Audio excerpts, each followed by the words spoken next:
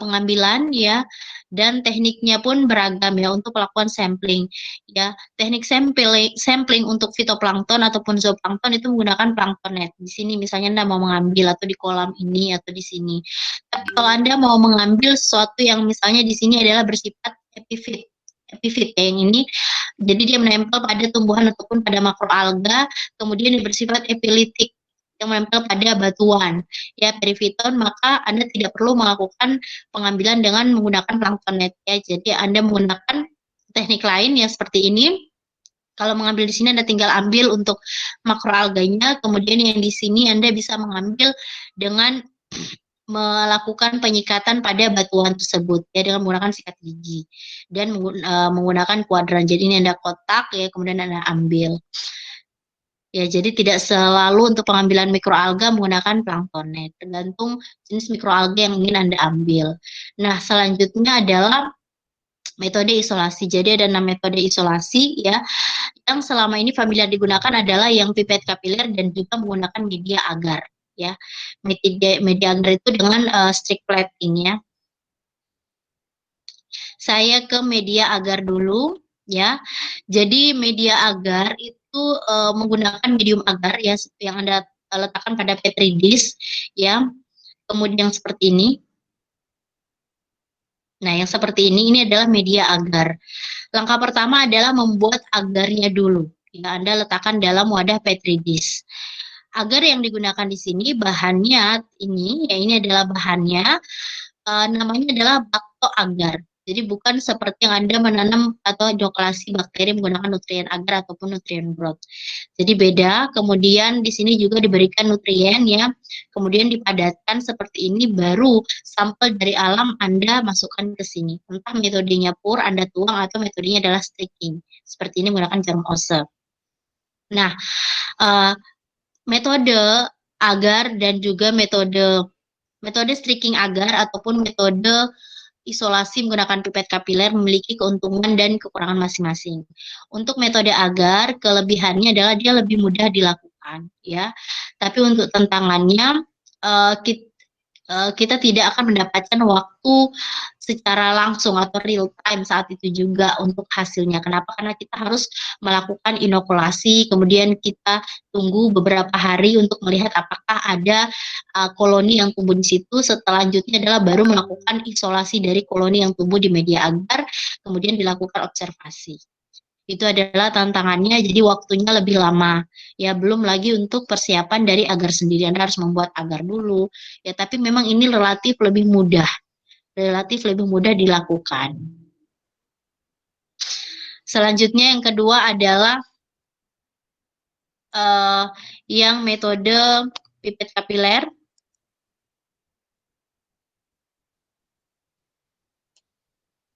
Yang pipet kapiler itu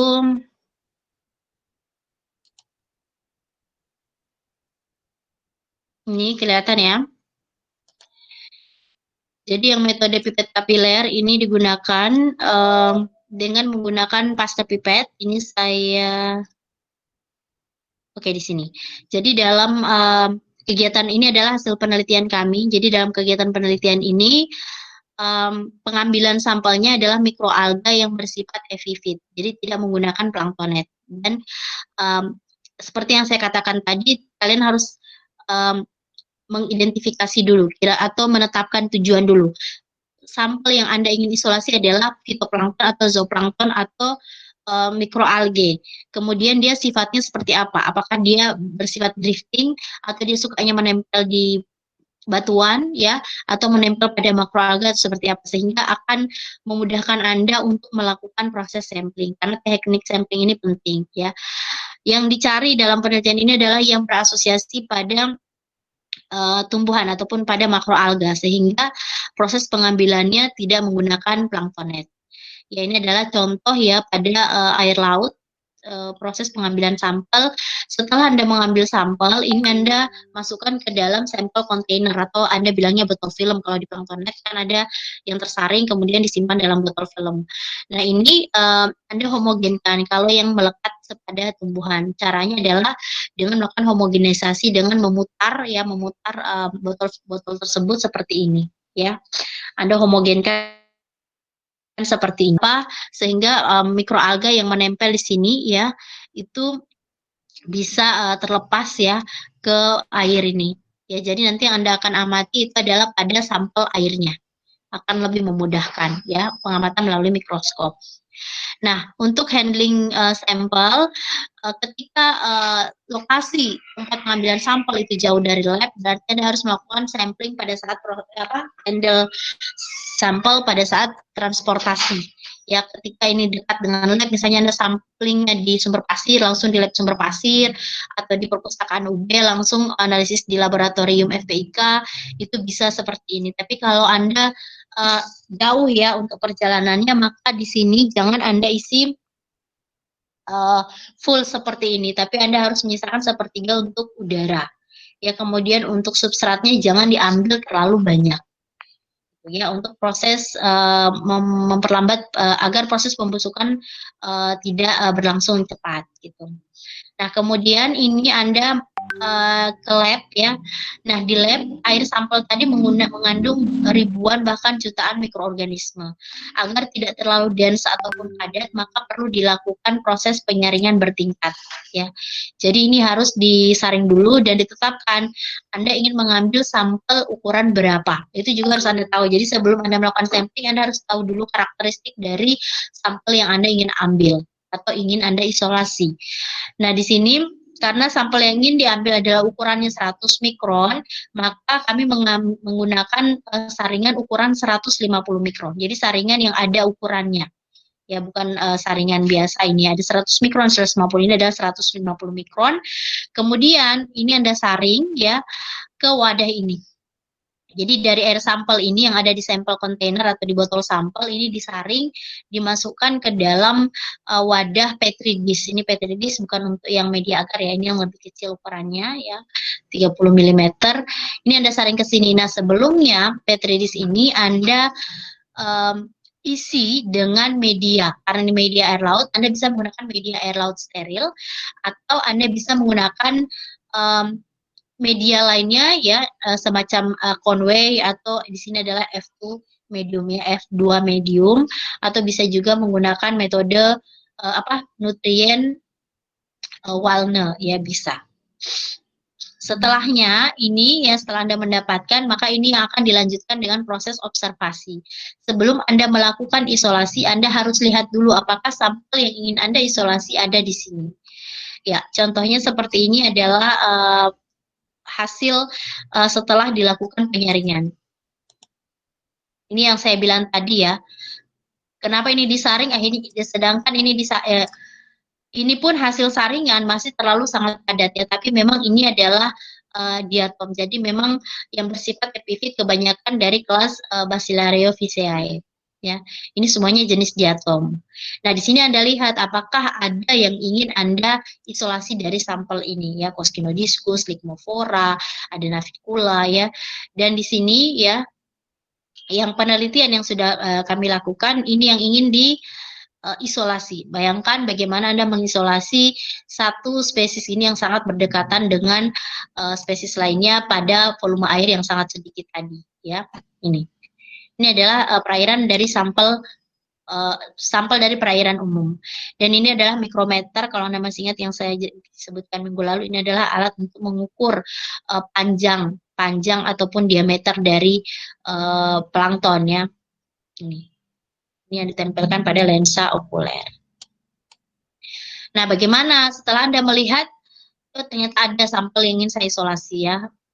Saya lanjutkan ke proses isolasi. Tadi sudah observasi, sekarang isolasi.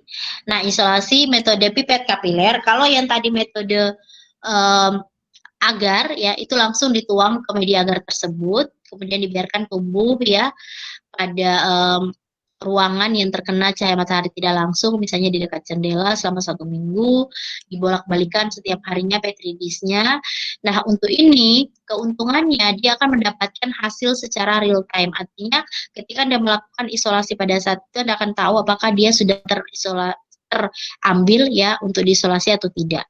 Gitu. Tapi tantangannya ini butuh skill yang tinggi, butuh ketekunan, keuletan. Kenapa? Karena metode ini langsung mengambil sel dari wadah Petri dish tadi. Jadi metode pipet kapiler itu menggunakan capillary tube ini, atau kita bilangnya selang, ada dua sisi, atau kita bilang juga metode sedot karena nanti disedot ya. Kemudian pada satu ujung selang ini Anda masukkan pipet pasteur ini ya.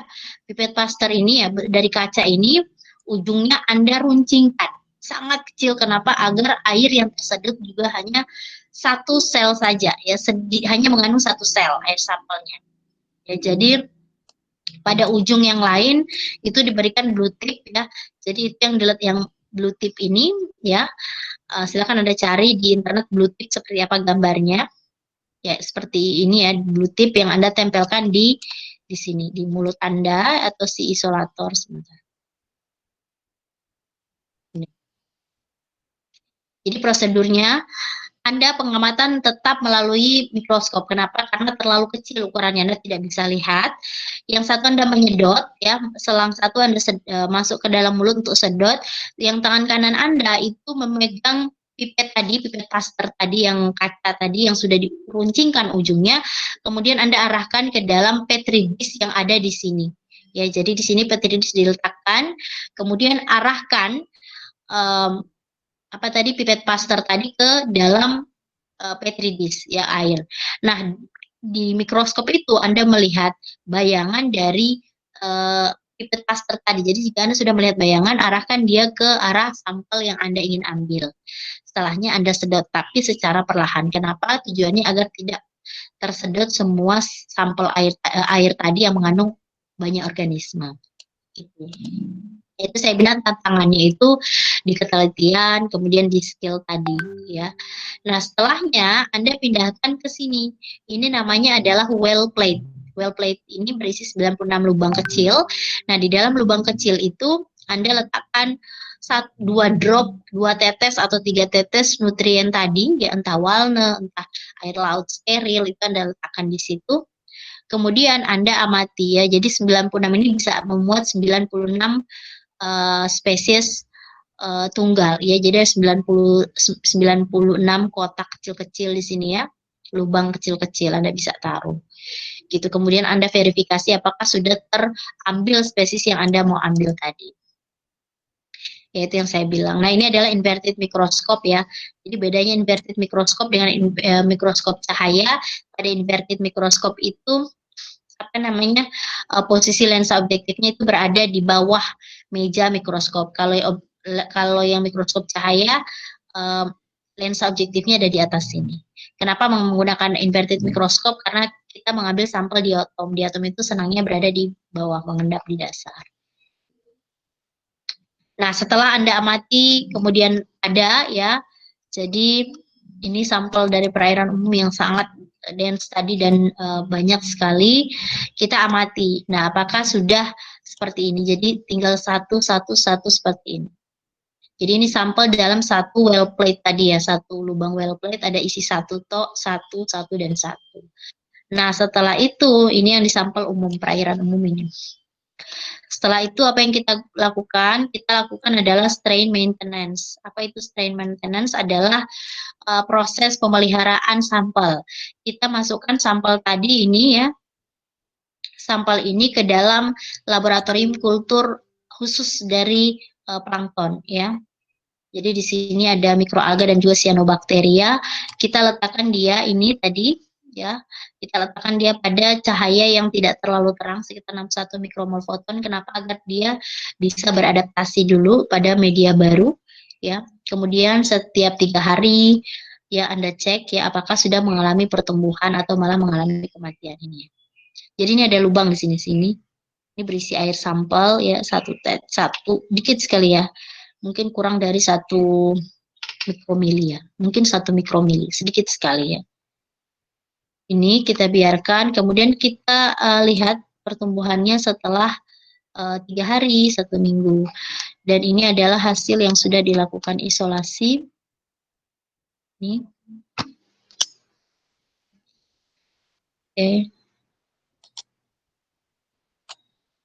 Nah, ini. Yang kanan ini ya. Ini yang sampel umum, ini adalah hasil isolasi. Anda bisa lihat kah? Ini adalah diatom yang saya isolasi. Ini sekitar 2-3 minggu ini tumbuh ya.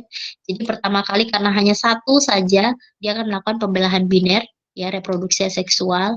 2N, satu menjadi dua, jadi empat. Ini coba lihat, tidak ada spesies lain di sini. Ini gambar kedua juga, coba lihat. Ini spesiesnya sama semua. Terlihat ya? Terlihat, Bu. Ya, ini. Kemudian ini gambar yang ketiga. Ini pertumbuhannya sangat cepat ya. Ini ya sama semua. Ini dari satu tadi isolasi satu jadi banyak.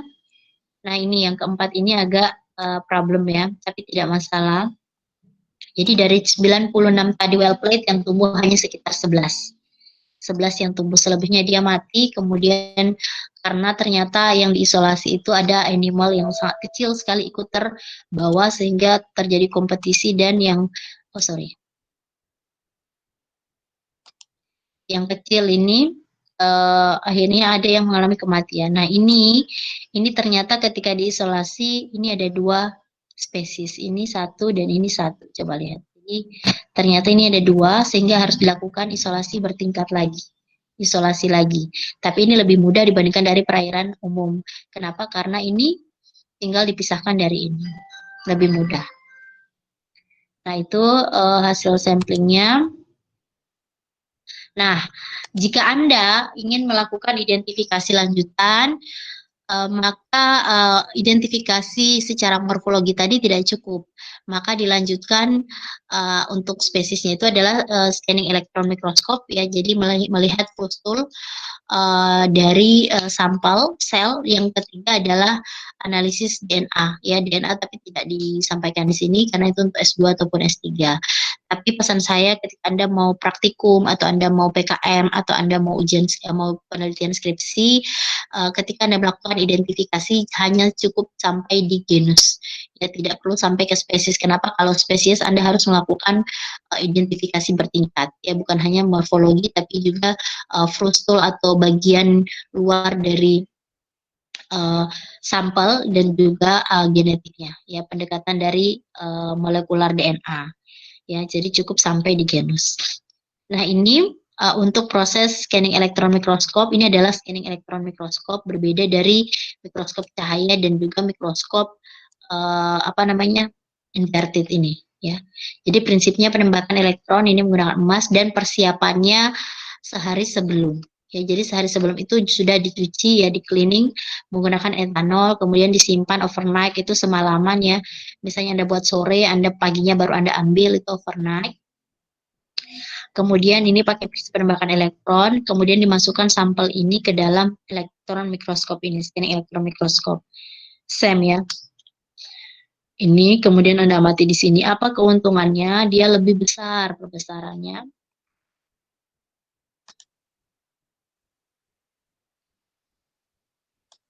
Oke, kenapa ini jadi rusak? Ini ya.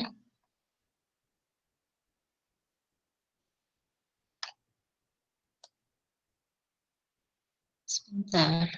Ini terlihat, Dek? Kelihatan? Terlihat, Ibu. Ini adalah contohnya. Ini terlihat ya, tapi ini gambarnya harusnya hitam putih ya, jadi seperti ini. Jadi akan kelihatan jelas ini ada roughnya, kemudian ini adalah striae-nya. Ini adalah central roughnya. Ini adalah fragillaria. Ini kelihatan kalau warnanya hitam putih ini. Ini yang membedakan ya. Coba saya close dulu, stop sharing. Ini saya close.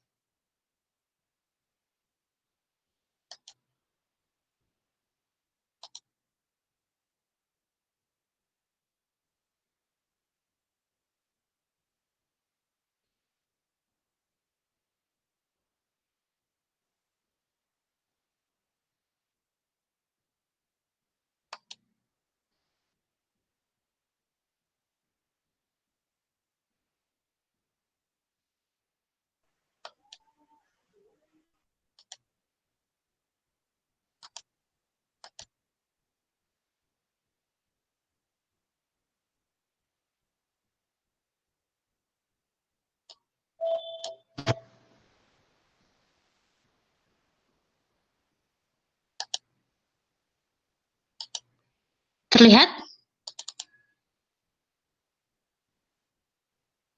Sudah terlihat? Terlihat, Bu. Nah, ini yang Sudah, tadi. Bu, sudah terlihat. Keuntungannya untuk scanning elektron mikroskop perbesarannya lebih besar ya. Kalau yang mikroskop cahaya sama infrared itu kan hanya sampai 1000 ya, 100 kali 10 ini adalah 10.000. Ini ada yang 16.000, 11.000. Jadi Anda bisa melihat dengan jelas untuk bagian full stool-nya. Ini. Ya, jadi ini ada roughnya. Sebentar seksi. Ini kelihatan jelas bagian-bagiannya. Yang ini tidak terlihat kalau menggunakan mikroskop cahaya ini. Ini adalah fragilaria dan ini cirinya. Kalau Anda melihat secara umum ini tidak terlihat ya. Hanya menggunakan morfologi biasa. Mikroskop. Ini adalah navicula. Ini kelihatan dengan jelas ini strianya. Ini adalah central roughnya. Ini adalah roughnya. Nah itu. Ini ya. Jadi akan kelihatan sangat jelas. Nah ini adalah ciri yang harus dilakukan ketika melakukan identifikasi hasil isolasi. Apakah benar yang kita isolasi itu spesies tertentu? Gitu.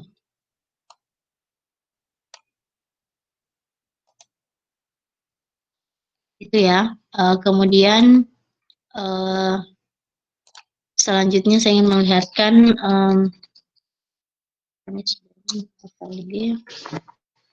contoh ya dalam lembaga yang melakukan komersialisasi produk, bukan produk, komersialisasi plankton stirain murni. No, tab, Spanish Bank.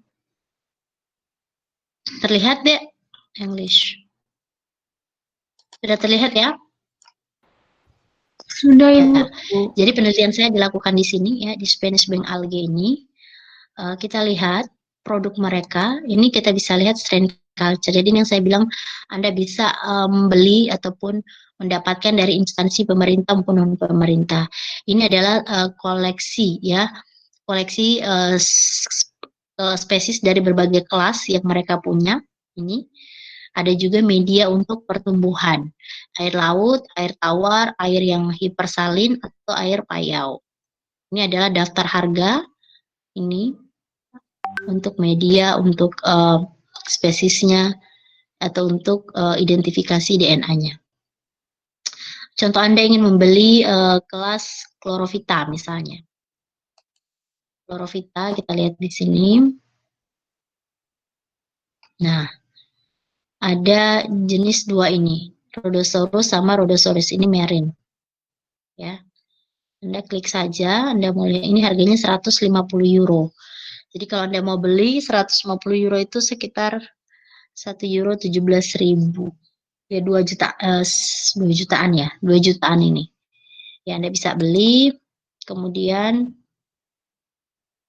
Anda harus tahu informasinya. Ya jadi ini geografik, di mana asal dari spesies tersebut diambil. Ya, ini pada kolam batuan.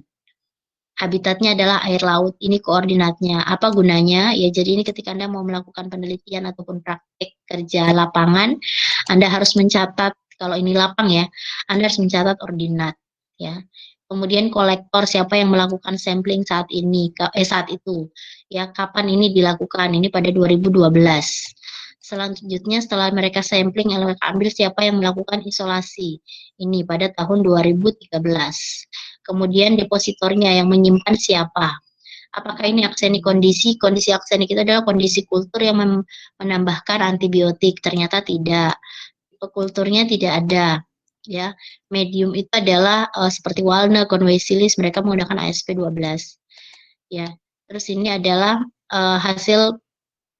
ini adalah koleksi dari penelitian ini. Anda bisa tahu informasinya semuanya. Ya memang harusnya seperti ini untuk Anda ketika mendapatkan sampel dari instansi ataupun non instansi pemerintah ataupun non pemerintah. Sekarang Anda bisa lihat ASP 12 itu seperti apa medianya. Anda cari lagi kultur media. Nah, ini ada yang air laut, air tawar, hipersalin dan air payau. Anda bisa cek di sini. Nah, ini tadi ASP-nya, ini harganya segini, Anda bisa lihat. Nah, Anda mau tahu bagaimana komposisi dari media ini. Ini, ya. Jadi mereka meracik sendiri ini modify oleh laboratorium Bea ya, Banco España de Selga ini. Ini adalah apa namanya ini? Referensi untuk ini. Nah, ini. Kemudian ada lagi material transfer agreement. Ini adalah ketika Anda melakukan transportasi ataupun pemindahan sampel, misalnya Anda membawa ke negara lain, ini harus ada material transfer agreement untuk melindungi kekayaan properties biodiversity yang di negara tersebut. Jadi yang di Indonesia meskipun dibawa ke Spanyol itu akan tetap menjadi hak kekayaan diversity-nya Indonesia. Oke, itu ya. Sampai di sini ada yang mau ditanyakan? Sampai di sini ada yang mau ditanyakan?